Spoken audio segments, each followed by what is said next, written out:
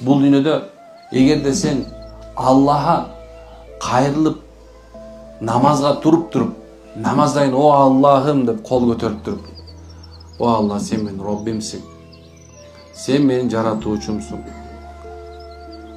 сен каалаган нерсе болот, сен каалабаган нерсе болбойт, мен сенин каалооңдомун, менин каалоомду сен аткарасың,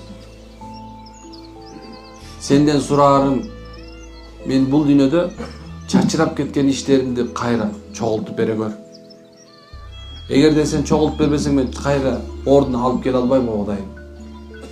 Сен жөн эле мага бул дүйнөдө кыйынчылык берген жоксуң. Бул кыйынчылык аркылуу жеңилдик бар деп айткансың. Демек кайра жеңилдик кылып бер мага.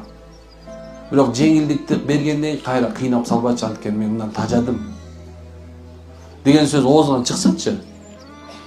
Алла Таала периштелерге айтат экен. Силер айттылар беле? Пенде мага кайтпайт дедиңер беле? Мына кайтты. Менден сурап атам. Тездик менен дейт. Бар, аткаргыла. Тездик менен. Түшүнбөй калат экенсиң. Кантип субхана көрүнбөгөндөн жол ачылып. Душман да атам, дос бол, дос деген душман бол, ачыкталып бүт нерсени алат.